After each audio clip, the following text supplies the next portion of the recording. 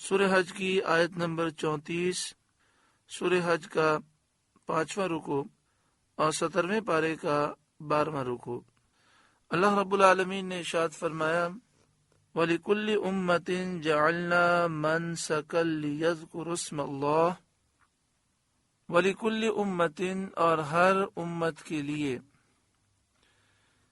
جعلنا منسکا ہم نے ایک قربانی مقرر فرمائی، لِيَذْكُرُوا اسْمَ اللَّهِ عَلَى مَا رَزَقَهُم مِّن بَهِيمَةِ الْأَنْعَامِ کہ اللہ کا نام لیں اس کے دیے ہوئے بے زبان چوپایوں پر، یعنی پچھلی جو ایماندار امتیں ہیں ان میں سے ہر ایک کے لیے اللہ تعالیٰ نے ایک قربانی مقرر فرمائی کہ وہ جب جانور کو ذبح کریں تو اس پر اللہ کا نام لیں۔ فَإِلَٰهُكُمْ إِلَٰهٌ وَاحِدٌ تو تمہارا معبود ایک معبود ہے، تو ذبح کے وقت صرف اللہ ہی کا نام لو۔ اس آیت میں دلیل ہے کہ نام خدا کا ذکر کرنا ذبح کے لیے شرط ہے۔ ذبح کے وقت اللہ تعالیٰ کا نام لینا یہ شرط ہے۔ اگر کوئی بھول جائے تو معاف ہے، لیکن جان بوجھ کر اگر اللہ تعالیٰ کا نام نہ لیا گیا تو وہ جانور حلال نہیں ہوگا، مردار ہو جائے گا۔ اللہ تعالیٰ نے ہر ایک امت کے لیے مقرر فرما دیا تھا کہ اس کے لیے بطریق تقرب قربانی کریں اور تمام قربانیوں پر اسی کا نام لیا جائے۔ یعنی یہ قربانی کا رواج جو امت محمدیہ میں ہے صلی اللہ علیہ وآلہ وسلم، اس سے پہلی امتوں میں بھی یہ رواج تھا، اور قربانی کا مقصد ہوتا ہے اللہ کا قرب حاصل کرنا۔ حج کے بعد بھی قربانیاں کی جاتی ہیں، اور جو صاحب استطاعت مسلمان ہیں وہ الحمدللہ بقرعید میں قربانیاں کرتے ہیں۔ آگے ارشاد فرمایا فَلَهُ أَسْلِمُوا تو اسی کے حضور گردن رکھو، اسی کے حضور جھک جاؤ اور اخلاص کے ساتھ اللہ کی عبادت کرو۔ وَبَشِّرِ الْمُخْبِتِينَ اور اے محبوب خوشخبری سنا دیجئے مخبتین کو، ان لوگوں کو جو عاجزی کرنے والے ہیں، تواضع والے ہیں، اللہ کے حضور جھکنے والے ہیں۔ مخبتین کون ہیں؟ الذین اذا ذکر اللہ وجلت قلوبہم کہ جب اللہ کا ذکر ہوتا ہے ان کے دل ڈرنے لگتے ہیں، اللہ کی ہیبت سے اور جلال سے ان کے دل کانپ جاتے ہیں۔ والصابرین علی ما اصابہم اور جو افتاد پڑے اس کے سہنے والے، یعنی مخبتین وہ ہیں جو مصیبت پر صبر کرتے ہیں۔ والمقیم الصلاۃ اور نماز قائم رکھنے والے، ومما رزقناہم ينفقون اور ہمارے دیے سے خرچ کرتے ہیں، یعنی صدقہ دیتے ہیں۔ والبدن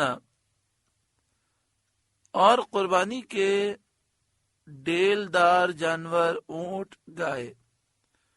بدنا قربانی کے بڑے جانوروں کو کہتے ہیں۔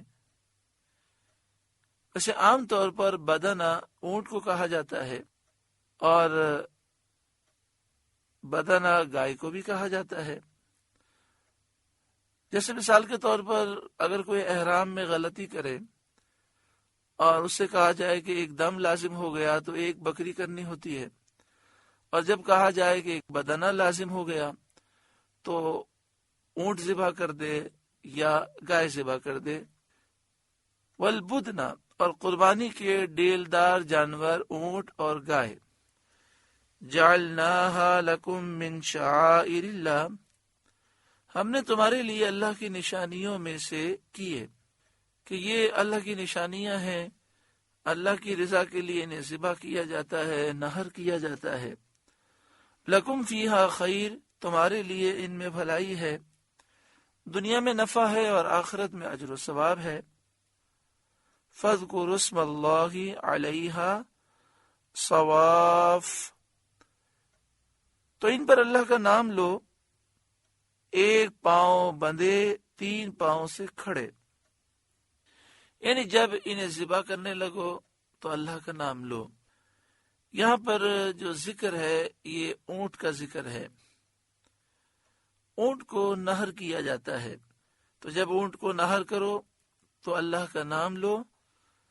اور پھر یہاں پر ایک حالت بیان کی گئی، ایک پاؤں بندھا ہوا ہو اور 3 پاؤں سے وہ جانور کھڑا ہو۔ اونٹ کے ذبح کا یہی مسنون طریقہ ہے کہ اس کا ایک پاؤں باندھ دیا جاتا ہے، 3 پاؤں پہ وہ کھڑا ہوتا ہے اور پھر اسے نہر کیا جاتا ہے۔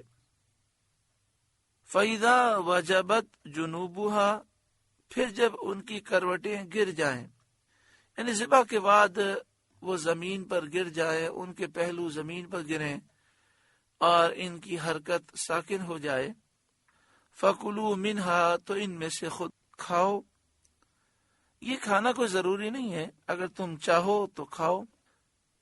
وَأَطْعِمُوا الْقَانِعَ وَالْمُعْتَرَّ، اور صبر سے بیٹھنے والے اور بھیک مانگنے والے کو کھلاؤ۔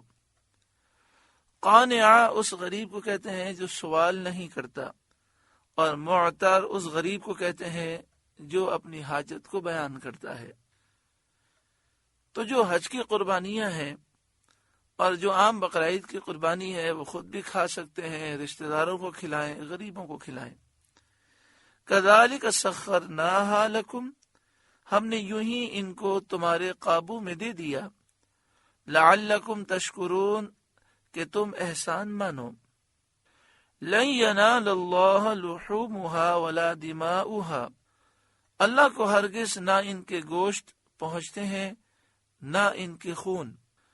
گوشت تو انسان خود کھا لیتا ہے، رشتہ داروں کو کھلا دیتا ہے، غریبوں میں تقسیم کر دیتا ہے، خون زمین پر بہہ جاتا ہے۔ تو اللہ کی بارگاہ میں نہ گوشت پہنچتے ہیں نہ خون پہنچتے ہیں۔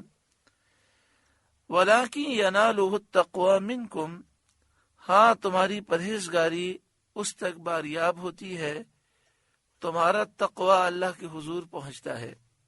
یعنی قربانی کرنے والے صرف نیت کے اخلاص اور شروط تقوی کی رعایت سے اللہ تعالیٰ کو راضی کر سکتے ہیں۔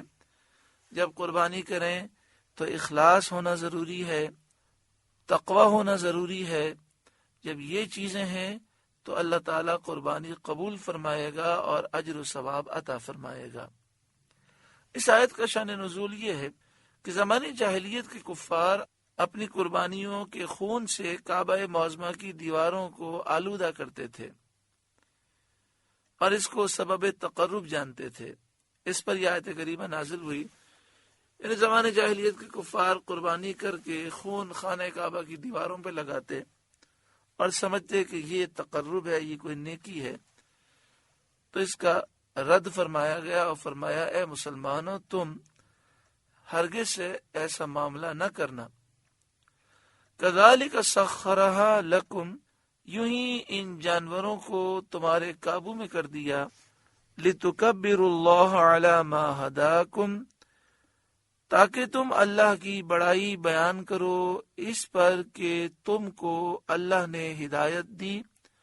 وبشر المحسنین، اور اے محبوب نیکی کرنے والوں کو خوشخبری سنائیے، یعنی جو نیکی کرنے والے ہیں انہیں ثواب کی خوشخبری سنائیے۔